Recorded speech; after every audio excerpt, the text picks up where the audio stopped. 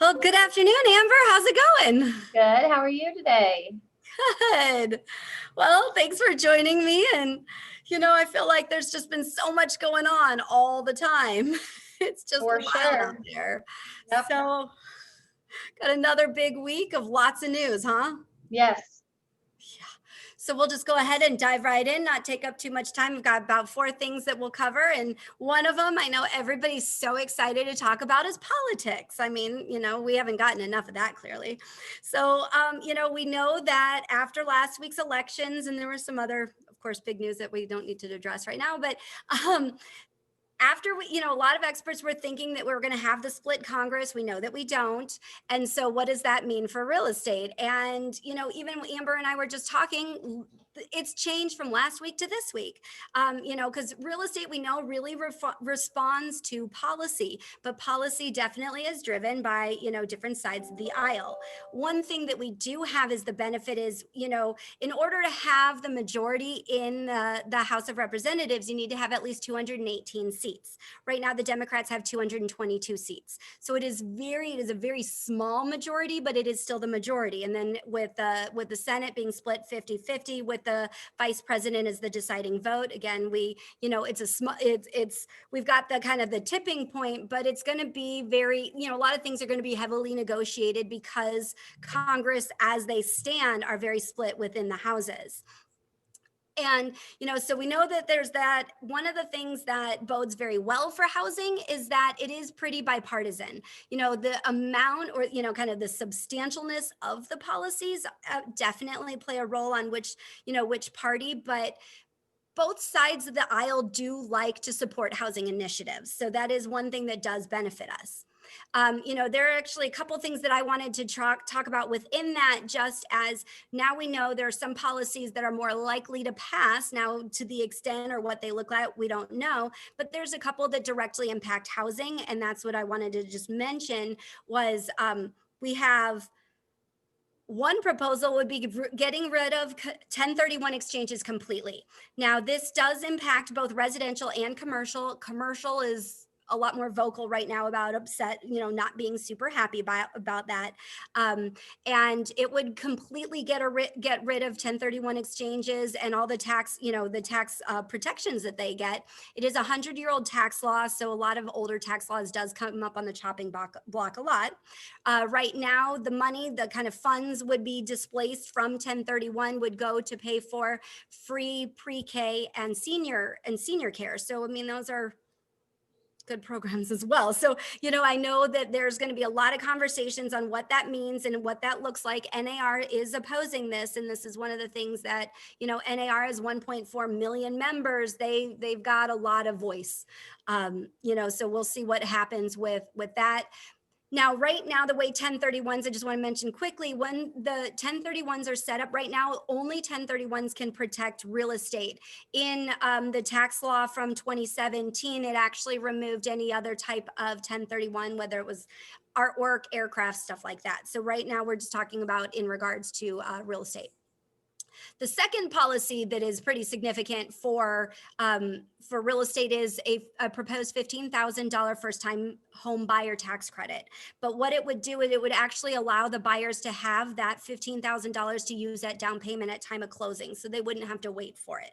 And the idea behind it is to help get more people into the market because it is really tight market, quickly appreciating, and NAR does support this. My only question is, if we increase demand without increasing inventory, it's only going to spike prices faster. So I'm just hoping that it is very carefully put in, because yes, people will benefit and yes, our industry will benefit, but to what extent? We just want to make sure that we don't continue to push the prices up.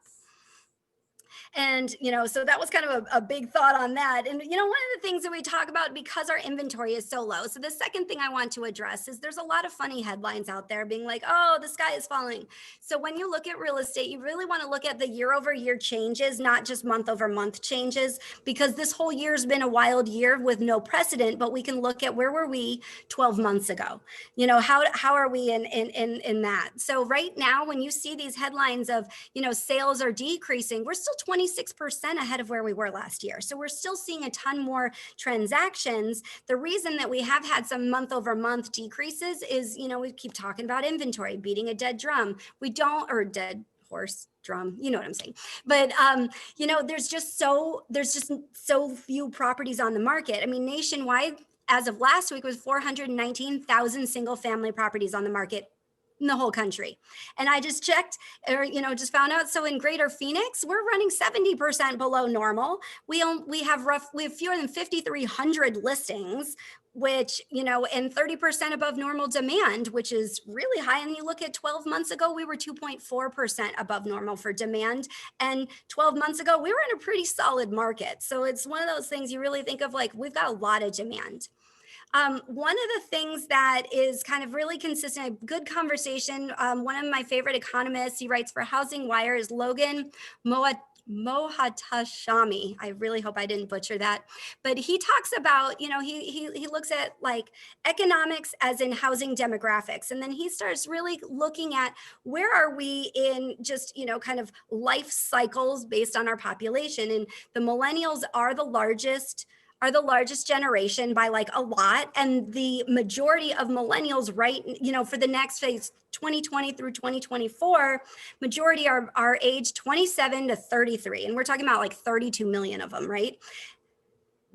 That's prime home buying stage. That's getting married, having babies, kind of like settling down age group. And so actually First American came out with a study that they estimate about 15 million of those buyers are going to be buying in the next 10 years. So it's kind of really supporting this idea of we've got very strong buyer demand, and what Logan, I'll just use his first name, calls them is the replacement buyers. We're going to have a lot of replacement buyers continuing to come into this market just based on where they are in life. And then one thing too with millennials is they really are the most educated, highly educated generation. And we know that housing really is influenced by education levels.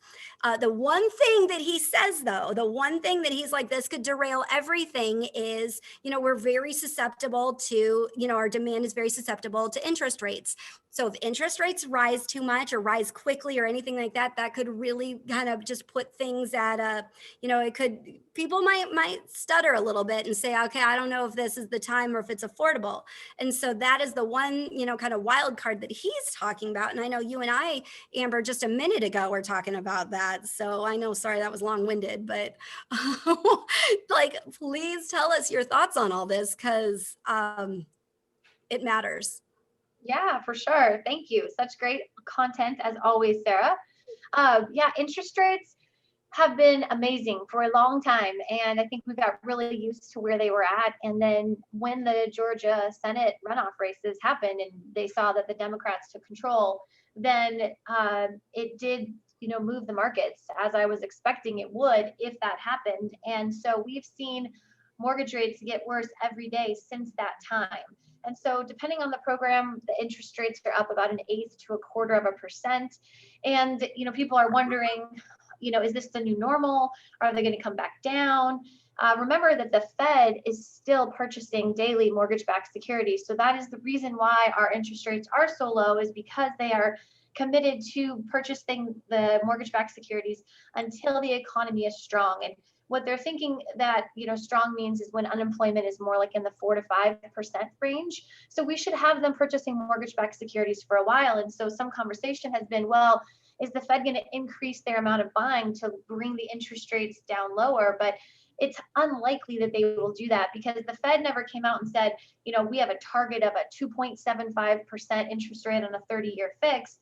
They just wanted to help keep interest rates low to stimulate the economy. And so it's highly unlikely that we'll see the rates come down due to increased Fed buying. So it's going to be just time will tell on what happens with interest rates. But you can now tell your clients that interest rates have moved. They are rising. We don't know how much higher they're going to go, if they'll come back down, or if this is the new normal.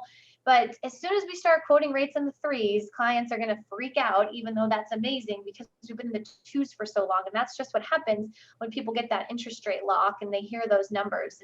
And so I would be communicating this out to your clients. I would be instilling a sense of urgency that like now is the time to buy, because as policies are being pushed through, they're expecting increased spending, increased inflation, higher interest rates. Goldman Sachs came out today with a new forecast based off of the changes in the government. And so the landscape has definitely changed from what we were expecting it to be through 2021. So just wanted to share that today. Interesting. So what are rates then today? Depending on the client, 2.875, 2.99 probably. So still really good. They hit like 2.65, right? Yeah, I mean, we've been in like that 2.75 on a 30-year fixed for quite a while now, which is a really beautiful rate. And so that 1/8%, on our average sales price is probably somewhere around $25 a month in someone's payment. So it's not going to make a huge difference, but we're all looking for reasons to create urgency. And I'm telling you from experience, because our rates did pop up maybe about a month or so ago, and we started quoting rates in the threes for a little bit. And people were like, whoa, what do you mean? 3.125? And it's like, okay, let's do reality check time. Like, what does that really mean? But yeah, just, be aware of it, and we'll keep updating you on what's going on with it. And if you have any questions, you can always reach out. And I love the feedback of just what are the clients, how are they responding? Because that is, before there's trends, there's those conversations. Before we can see how that's reflecting, it's what you have, what you just told us. Like that tells the story of what we're going to see later once we have the data for the trends. Yeah. So I think that kind of reflection really shows consumer sentiment, and consumer sentiment, we know, like really drives the train. Yeah. Yep. So that's huge, Amber. Thank you. Yeah, you're welcome. For, like being like, this is what they said 5 minutes ago kind of thing, because it's changing that fast. So. Yeah. Awesome. Well, Amber, as always, I appreciate you and everything you do. So I look forward to talking with you again next week. Yes, thank you so much. Have a good day. Thanks. Bye. Bye.